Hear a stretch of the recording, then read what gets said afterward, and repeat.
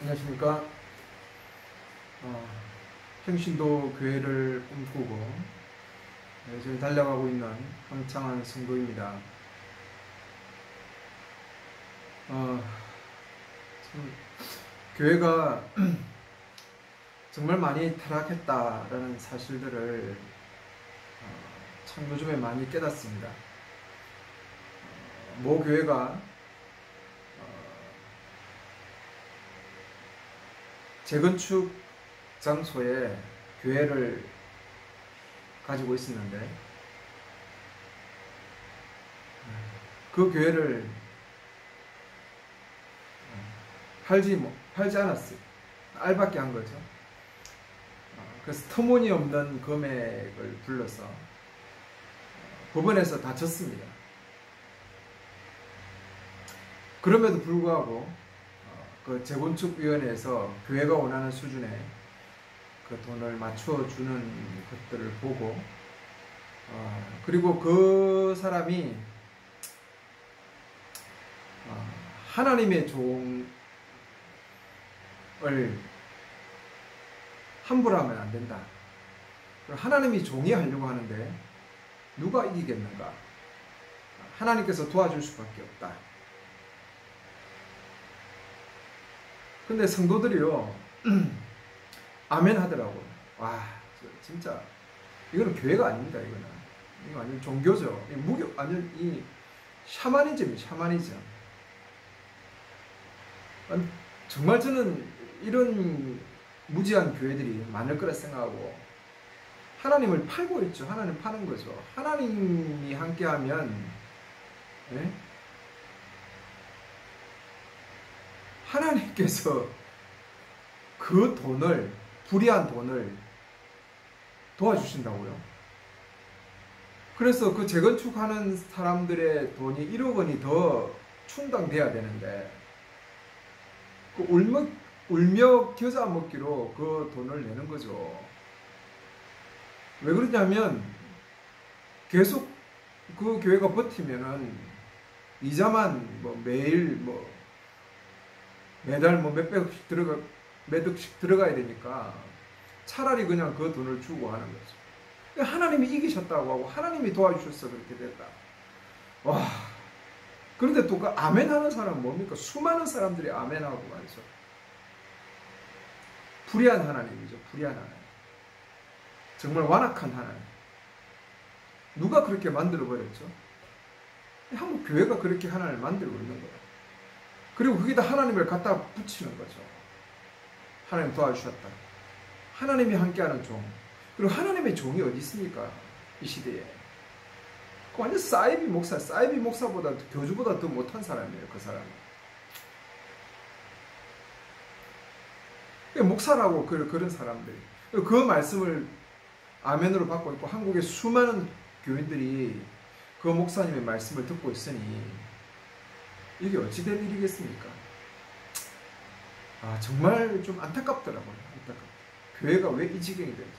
그리고 또 그 교회 재산의 모든 것을 그 자식에게 물려주는데 그 표현도 독생자.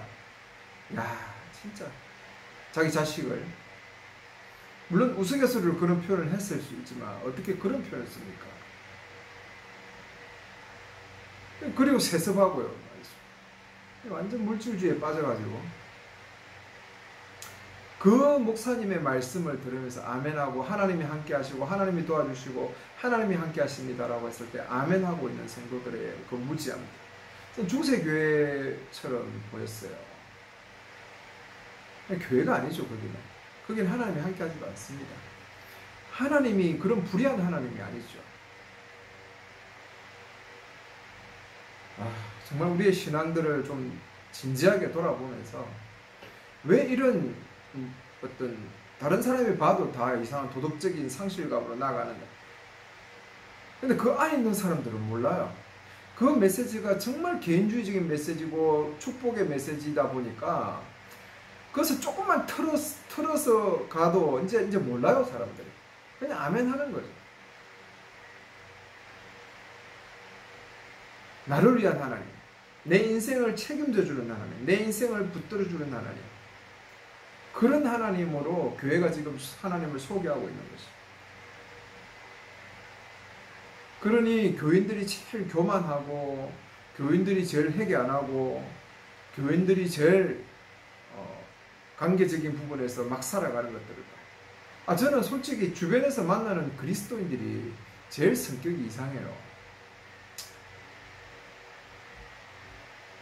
다 그런 그리스도인들을 만들어낸 것이 지금 교회의 메시지고, 교회가 지금 던지고 있는 복음이라고 말하는 것들입니다. 여러분 빨리 눈을 뜨시고, 정말 교회가 교회답지 않아요. 지금 이제는 성경을 가지고 논한다고 해서 그게 교회가 아니에요.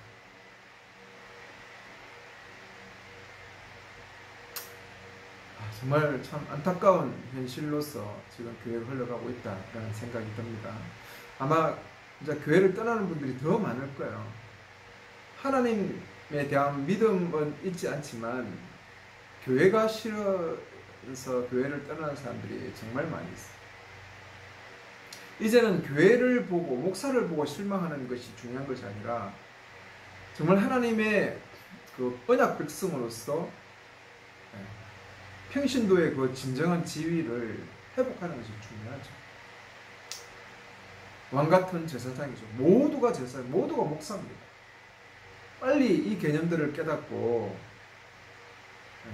정말 신앙으로서의 회복들이 일어났으면 좋겠다라는 생각이 듭니다. 내가 개인적으로 하나님과 깊이 오랜 시간 기도한다고 해서 영성이 생기는 게 아닙니다.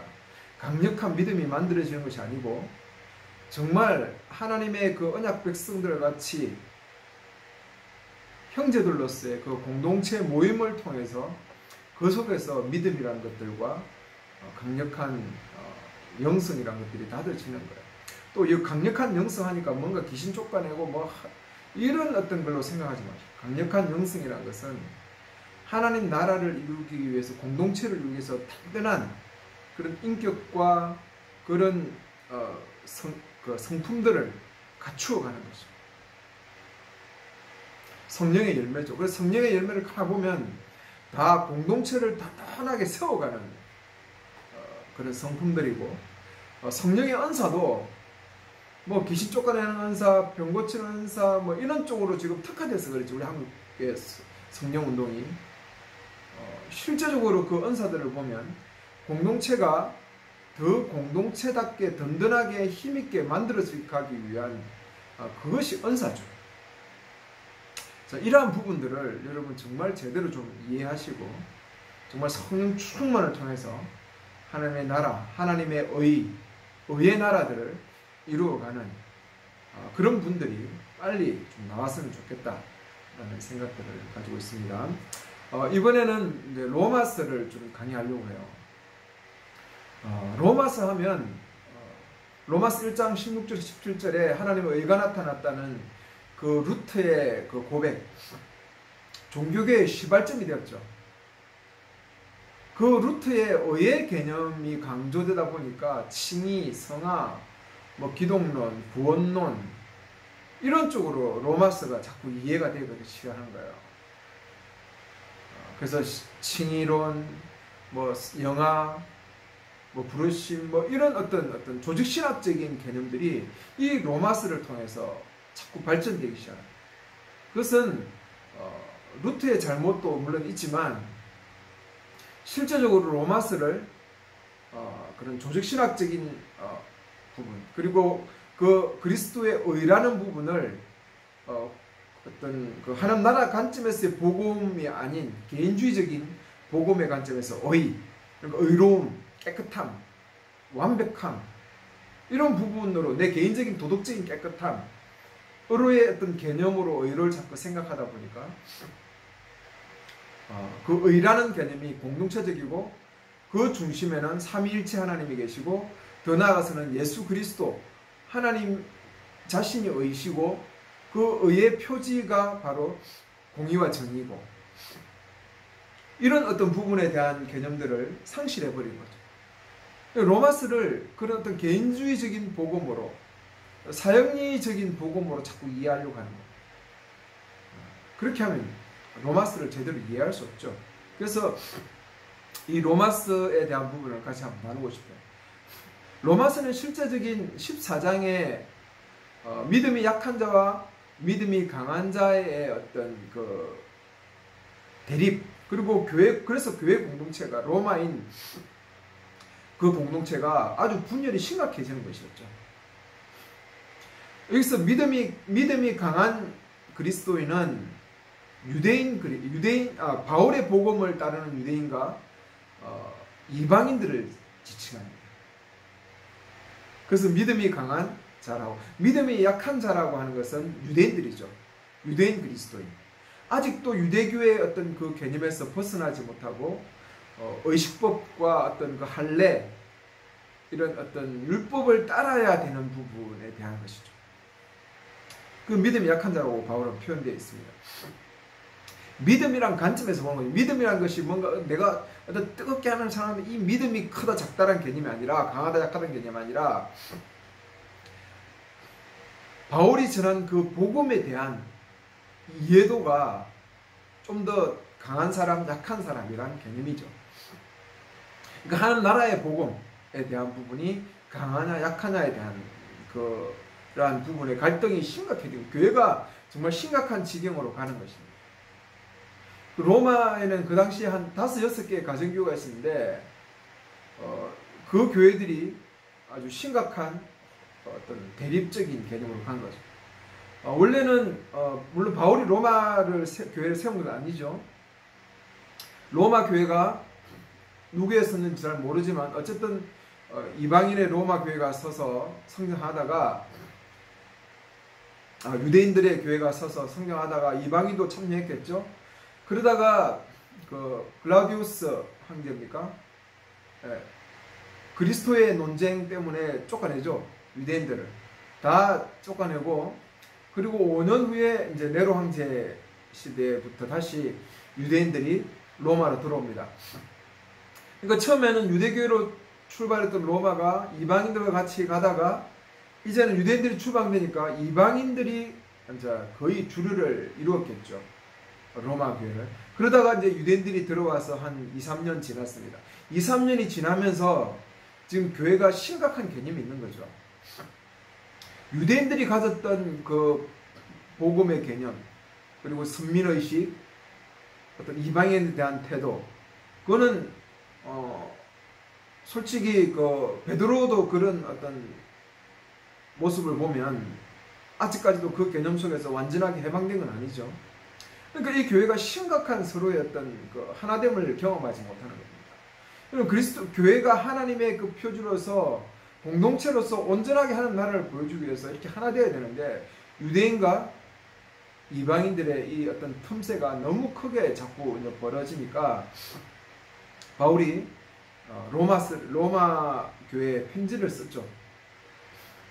그래서 유대인이나 그 어떤 그 이방인이 어떻게 하나 되어서 지금 교회 시대를 그 복음 안에서 어우러져 가야 되는 것이 하나님의 계획인지에 대한 구수사적인 관점들을 바울이 설명하고 나서 교회가 하나됨에 대한 이야기하고, 그리고 이제 자기가 서브나로 선교여행을 갈 건데 그 로마 교회가 거기서 엄청난 어떤 좀 전진 기지가 되어주기를 바라는 그 개념을 가지고 바울이 로마서를 쓴 겁니다. 그러니까 로마서가 쓰여진 배경이 이런 거예요. 그거는 배경은 뚝 떼놓고 신론, 뭐 기독론, 뭐 교회론, 이런 어떤 입장에서 자꾸 어떤 조직신학적인 의미로서의 로마서를 접근하다 보면 로마서를 잘못 좀 이해하게 된다라는 사실들을 좀 분명하게 먼저 좀 인지하면서, 바울이 로마 교회가 하나 되기를, 유대인이나 헬라인들이 하나님 나라의 그 구수적인 복음을 제대로 이해하고 하나 되어서 서번하러 가는 자신의 선교의 전진 기지가 되어주기를 원하는 마음으로 로마서를 썼구나라고 하는 이 배경을 깔고 우리가 로마서를 좀 봐야 됩니다. 그래서 바울이 1장에서 보면 7절까지는 인사죠. 인사를 하는데 자신이 어떤 그 사도의 권위를 가지고 있는, 사도적인 권위를 먼저 설명합니다. 그리고 자신이 받은 복음이 보시면 하나님께서 성경의 예언자들을 통하여 전에 약속한 것으로 구약적인 개념이죠. 하나님의 아들에 관한 것이고 그는 육신으로는 다윗이시고 성령으로는 죽은 자 가운데서 부활하신 능력으로 하나님의 아들로 확증하신 예수 그리스도에 대한 복음을, 그러니까 자기가 이 복음을 맡은 자인데 자기가 가진 이 복음이 구약으로 말미암아 예수 그리스도의 부활로 인해서 지금 시작된 하나님 나라의 복음에 대한 이야기죠. 이러한 어떤 그 권위를 가지고 지금 바울이 로마 교회에 편지를 쓰고 있는 겁니다.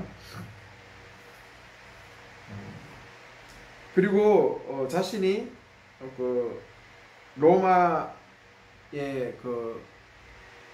나아가기를 원하고 그 로마를 위해서 기도하고 그 로마 교회를 칭찬합니다. 그리고 정말 가고 싶었는데 참 쉽게 그 문이 안 열렸다는 이야기를 하죠. 그래서 바울이 이제 지금 고린도에 있다가 사도행전 갔다가 이제 로마로 갈 건데 그 사도행전에 그 예루살렘에 이렇게 그 모금한 돈을 전달하고 이제 로마로 가서 보기를 원한다 라고 하는 거죠. 그런 어떤 개념을 갖고 지금 바울이 인사를 하고 편지를 쓰고 있습니다. 그래서 11절에 내가 여러분 보고 싶어하는 것은 내가 여러분에게 어떤 영적인 은사를 나눠주는 거죠. 하나님의 선물. 그것은 바로 예수 그리스도의 복음에 대한 이야기겠죠.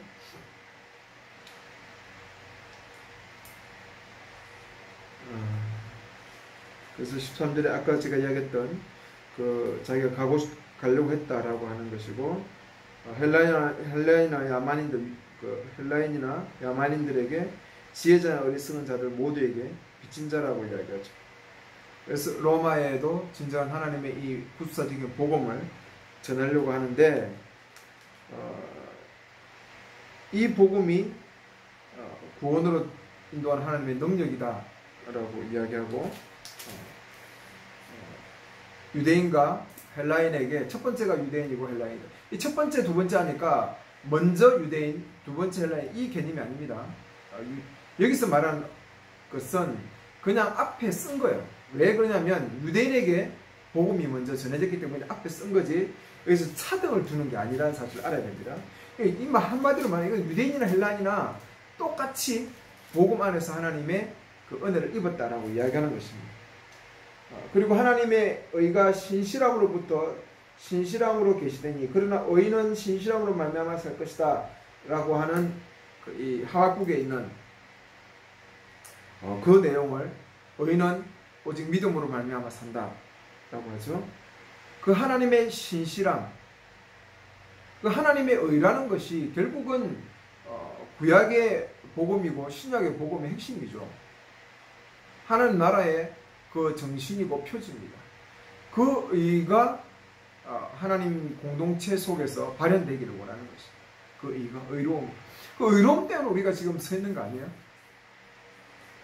지금까지 창세기부터 시작해서 하나님의 나라가 올 그 재림의 순간까지 완성되는 나라 안에서 이 하나님의 의로움, 자비로움, 진실함, 공의로움 때문에 우리가 서 있는 것이지 그 외에 어떤 것이 있습니까? 구약에서 희미하게 많아 이 하나님의 의를 다 드러냈잖아요. 제사 제도를 통해서.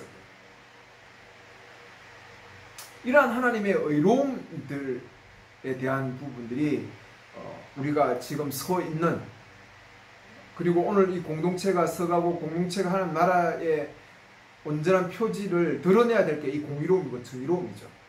여기까지 다 연결되는 거예요.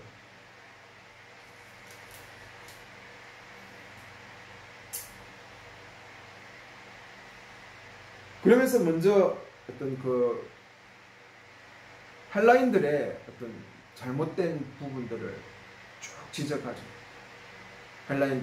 헬라인들이 지혜롭다고 말하죠. 자기들은 정말 얼마나 지혜롭다고 말합니까?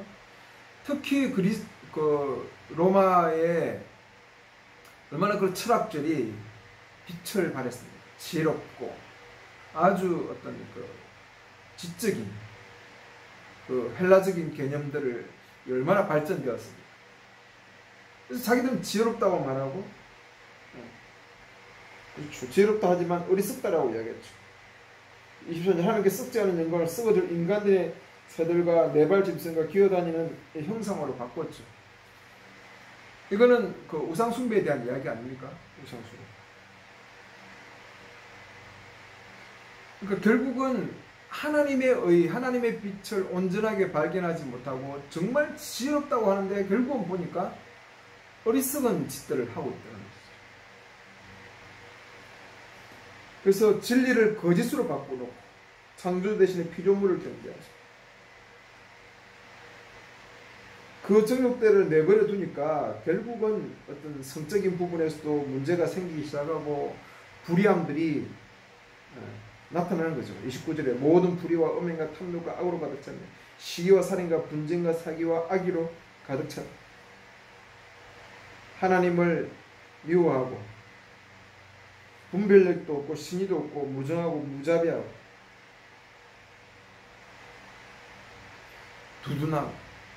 바울이 지금 다 이런 부분 어디서 봤습니까? 물론 로마 안에서도 이런 일들이 일어났겠지만 고린도 교회 3년 있으면서 지금 고린도에서 지금 바울이 편지를 쓰는 거니까 고린도의 그 상황을 보면서 이방인들의 어떤 살아가는 삶, 모습, 그들의 실제적인 현장들을 보니까 다 이런 부분들이 있는 거죠. 결국은 하나님의 공동체가 담아내야 될 그 의로움들을 상실한 그 세상 공동체들이 보여져 가고 있는 것들이 이런 거죠. 결국 하나님의 의와 하나님의 자비로움과 공의를 세상 공동체는 드러낼 수가 없어요. 이방인들도 원래 이런 자들이다라는 것들에 대해서 바울이 이야기했어요. 바울은 그 지금 아주 믿음이 강한 자들, 유대인, 바울의 복음을 따른 유대인과 그리고 그 이방인들에 대해서 분명하게 먼저 이야기를 하는 것이에요. 너 지혜롭지 못하다. 옳은 자들이 아니다라고 이야기합니다. 왜 그러냐면 이 공동체들이 니 잘나니 내 잘나니 싸움의 어떤 그 거는 자기가 어디서 출발했는 걸 모르는 것이죠. 우리가 실제적인 하나님의 의의 기준에 미치지 못하는 그런 죄 아래 있는 자들이라는 사실에 대해서 바울이 신랄하게 지금 먼저 누구를 이방인들에 대한 이야기를 먼저 하고 있지 않습니까? 그러면서 2장에 남을 비판하는 모든 사람은 당신이 변명하지 못한 남을 비판한 것으로 당신을 정죄하겠다. 왜냐하면 비판하는 것이 당신을 향하시다. 자, 그러면 유대인들은 뭐 낫냐 이거죠. 비판하고 판단하고 자기는 선민의식에 가득 차 있고 아브라함의 자손이라고 말하고 할례를 받았고 그래서 하나님의 백성이라고 이야기하는 그 유대인들 너희는 낫냐는 거죠.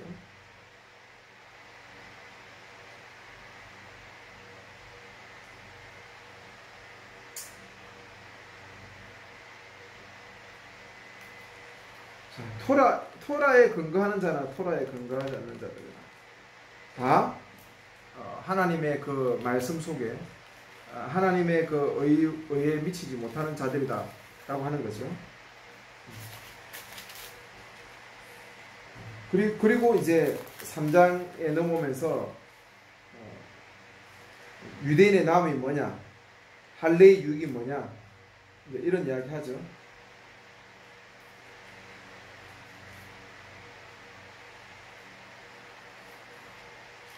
그러면서 그 전도서에 대한 부분을 끌고 와서 의인은 없고 하나도 없다라고 말합니다. 깨어난 자도 없고 하나님을 찾는 자도 없고 모두 다 치우쳐서 선을 행하는 자도 없고 하나도 없고 목구멍은 열린 무덤이고 그들이 혀는 부끄러움을 말하고 시편에 대한 이야기 그대로 끌고 오죠. 독사의 독이 있고 그들의 입은 저주와 소금이 가득하고 그들의 발은 피를 흘리는데 빠르고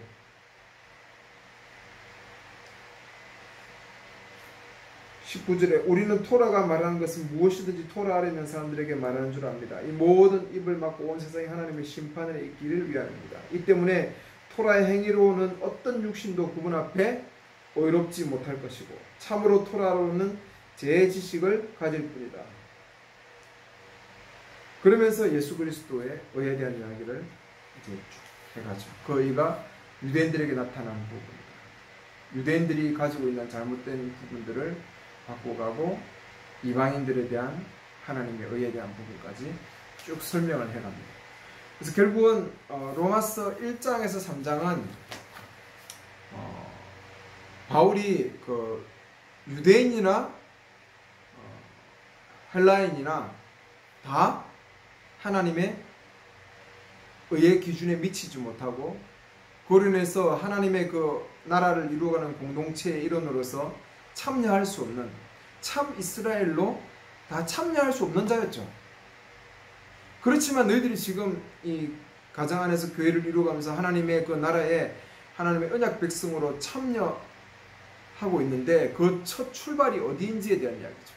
유대인들이 자기들이 어떤 선민의식 할례를 받았다거나 말씀을 받았다는 어떤 이런 부분을 자랑하면서 이방인 그리스도인들을 어심여기고 또 이방인 그리스도인들은 이 율법에 매여 있는 무지한 백성 같은 그러한 유대인들을 보면서 자신은 지혜롭다고 말하는 서로 대립하는 그 첫 출발이 어디인지에 대한 부분을 인지하지 못하는 것입니다. 하나님 나라의 어떤 이 공동체, 하나님의 의를 이루어가고 공의를 이루어가고 정의를 이루어내는 그 공동체의 첫 출발은 모두가 하나님의 의의 기준에 미치지 못하는 자들이었다.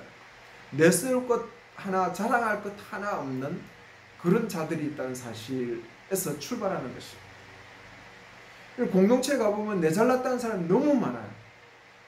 자기가 대단하다고 생각하는 사람이 너무 많아요. 이거 지금 이런 어떤 세상의 어떤 정신에 영향을 받아서 그리고 개인주의적인 복음에 영향을 받아서 자기 중심적으로 세상이 흘러가고 있다고 생각합니다. 이것이 공동체가 깨어지는 정말 큰 원인입니다. 내가 죽어야 되죠.